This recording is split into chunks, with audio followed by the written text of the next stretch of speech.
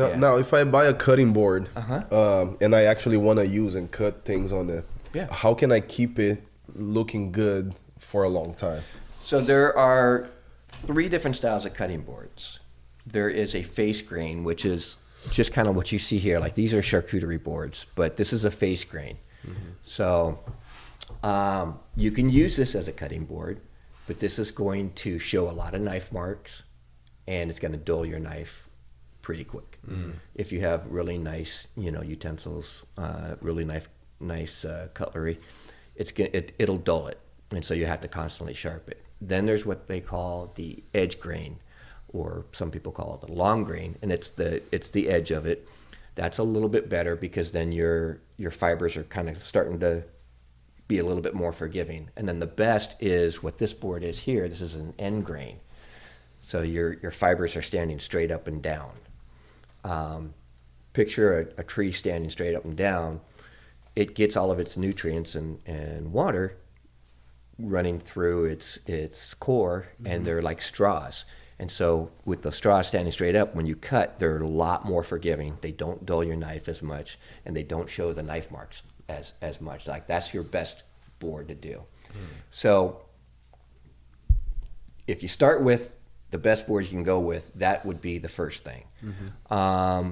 Using really nice cutlery, really nice knives will definitely help it as well. I make a treatment paste, which is a mixture of a food grade mineral oil and a beeswax, and you can just put that on. Once you see the easiest way to see if it needs it is take some like a little dab of water, and if it beads up, put it on the cutting board. If it beads up and it soaks in, or if it beads up, you're fine. If it soaks down in, you know that your board is starting to dry out and that you need to condition it. And so what this does is the mineral oil will go down into the board, absorb into the board, condition it, and then the wax will stay on top and haze over. You wipe it on with just a cotton cloth, let it set for about 15, 20 minutes, and then wipe off the wax with a microfiber cloth. And then your board is good to go for another month or two, depending on how much you use it. You just remember these are wood. You don't want to put it in a dishwasher where there's extreme heat and water blasting on it. You just use a mild detergent and a soft sponge or brush, and get all the contaminants off of it, and then just dry it and let it set. So is there a general rule where you cannot put this like wood in the dishwasher? Yeah, dishwasher, the heat, it gets up there. Oh, okay. It gets up to some pretty high temps. My cutting boards, I use Titebond 3, which is a waterproof glue. It's really the best.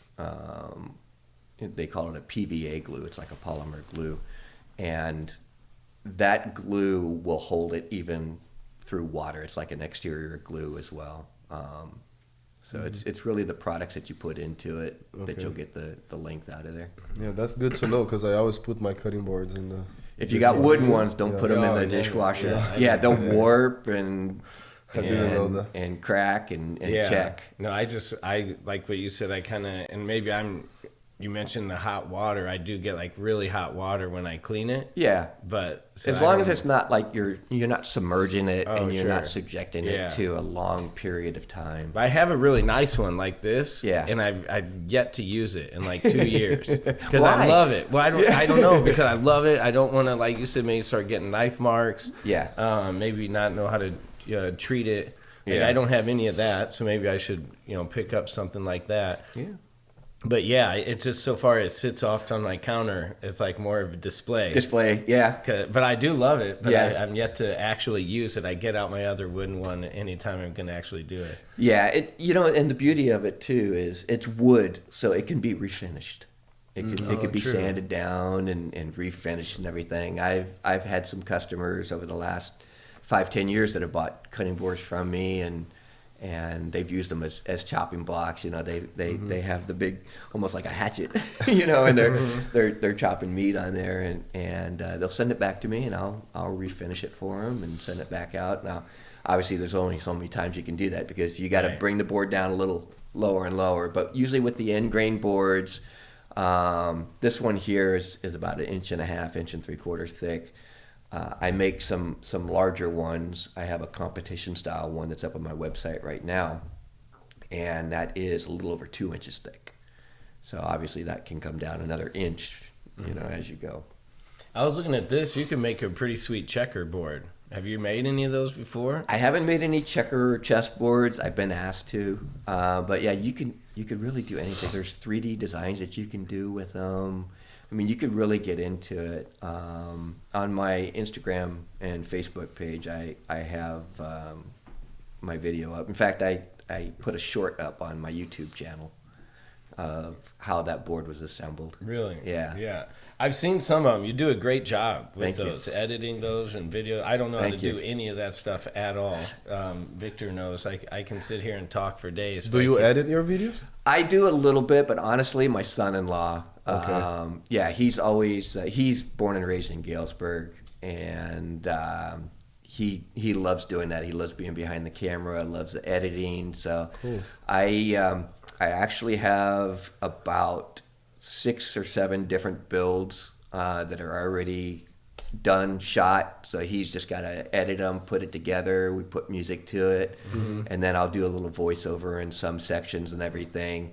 So I've got enough YouTube content. I just literally started my YouTube in December. So I only have one long form video up. It's the cutting boards from my client that's there in Galesburg with the family sure. farm. Yeah. And then the other stuff is just shorts because just wanted to get some Yeah. a little bit of traction up. So, you know, I don't have a great deal of followers right now, but that'll come over time. You know, and the videos they're getting about 500 views right now. That's good. After about 3 weeks. Yeah. So, you know, it's just hitting the algorithm and Yeah. having it titled right. Well, one thing I found with a lot of the videos, even even myself, it might not be something I'm even interested at all. Like watching somebody do a whole pour of concrete. You Yeah. know? Yeah, I mean, yeah. I'll watch that step by step by step. Yeah. You know, just it's almost like satisfying. Yeah. You know, to Satisfying just video. watch. Yeah, and like yours are about the same way. You know, just watching this thing come into fruition, and you know, Yeah. I love to learn. Hence us even doing this podcast, and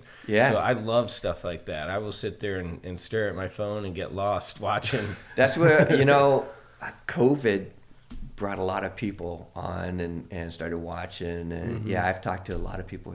Yeah, I love watching. I'll just sit there for hours and watch the different pours and everything. And, Yeah. and that's where, you know, I got connected with a really nice resin company. They're based out of Florida, U.S. based product, and I love their stuff. And they're like a one-stop shop. So I started an affiliate program with them, and they promote me on their website. I promote them, and it's a good mix. And yeah, I mean, we just make content together and throw it out there. So it's a lot of fun. Have you seen any of the, like, it's basically like a back deck or back patio, and it has like the wood and this resin? Yeah. Have you seen some of those? Those are crazy. I have, you know, so as a general rule, the epoxy resin is more of an indoor product. There are some stuff that they'll put on the garage floors and everything because it's a lot easier to clean up. You can throw in little bits of sand in there too to get some traction so it's not as slippery and everything. The epoxy resin that I use is it's a commercial grade epoxy. They do actually a deck resin as well, but I don't use that.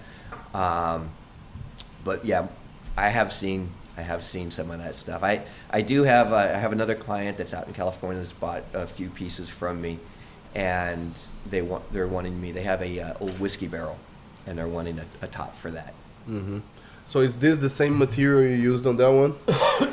It is. So this one here. So the two difference the difference is in this. I actually use 3 different resins for this product.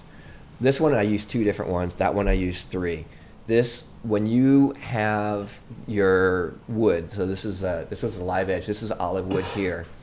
You want to seal the edges, and so I use their quick set seal, and that sets up in about an hour, 2 hours, and you just want it tacky. And then I use a deep pour resin, which they're the only ones that are really out there that you can pour up to 2 inches at one time.